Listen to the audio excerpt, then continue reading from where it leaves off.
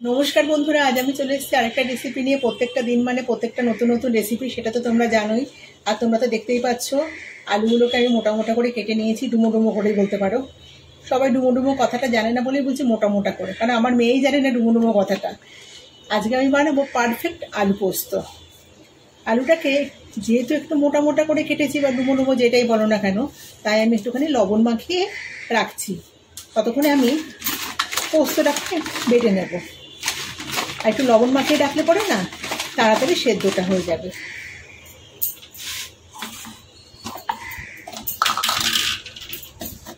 আমি পোস্ত নিয়ে নিচ্ছি এখানে 1 2 3 4 বড় চামচে 4 চামচ পোস্ত, তাতেই হয়ে যাবে। পোস্তটাকে আগে আমি শুকনো না একটুখানি ঘুরিয়ে নেব, তারপরে জল দিয়ে বাটবো।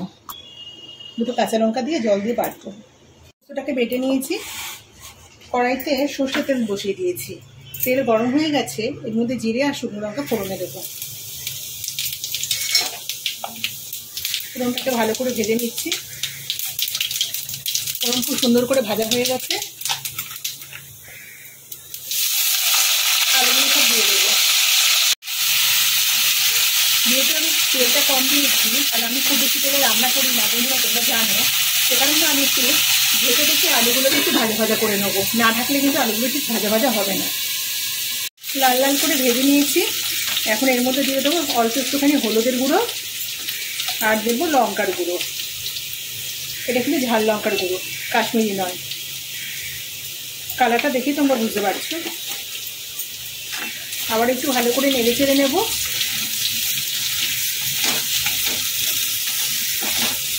এইভাবে একবার পোস্ত বানিয়ে দেখো, আলু পোস্ত দুর্দান্ত লাগবে খেতে। এক থালা ভাত না এই পোস্ত দিয়ে খাওয়া হয়ে যাবে, আর কিচ্ছু লাগবে না। আর যেহেতু আলুতে লবণ মাখিয়ে রেখেছিলাম, তাই এখন অল্প লবণ দেব।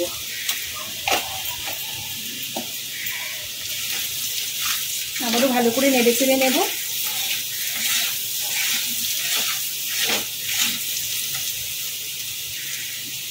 জল দিয়ে দেবো। আলুগুলোকে আমার সেদ্ধ করতে হবে। আমি ঢেকে দিয়ে এটাকে সেদ্ধ হতে দেবো আলুগুলোকে।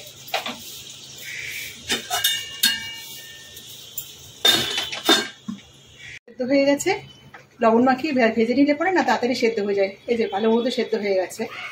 এখন বেটে রাখা পোস্তটা এর মধ্যে দিয়ে দেবো।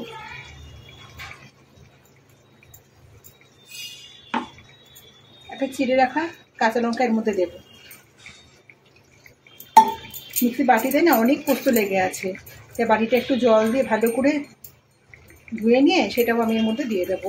কারণ পোস্তর যা দাম বন্ধুরা, পোস্ত নষ্ট করতে খুব খারাপ লাগে।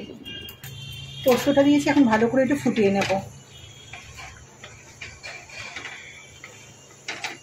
একটু ভালো করে ফুটতে দেবো, নাহলে পোস্তটা একটু কাঁচা কাঁচা খেতে লাগবে। পোস্ত কিন্তু আমাদের রেডি। এই যে আমি কিন্তু আর বেশি শুকনো করব না, গ্যাসটা বন্ধ করে দিচ্ছি, কারণ এটা চন্দ্রমুখী আলু, এমনিতেই টেনে যাবে। এখন এর উপর থেকে একটুখানি কাঁচা সর্ষের তেল ছড়িয়ে দেব। ছড়িয়ে দিয়ে ঢেকে দেব। নেড়ে চেড়ে দিচ্ছি।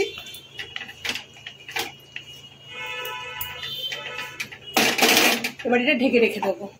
পোস্ত আমাদের পুরোপুরি রেডি। বন্ধুরা এইভাবে একবার আলু পোস্ত বানিয়ে দেখো। একতলা ভাত কিন্তু এমনিতেই খাওয়া হয়ে যাবে এটা দিয়ে, আর অন্য কিছু লাগবে না।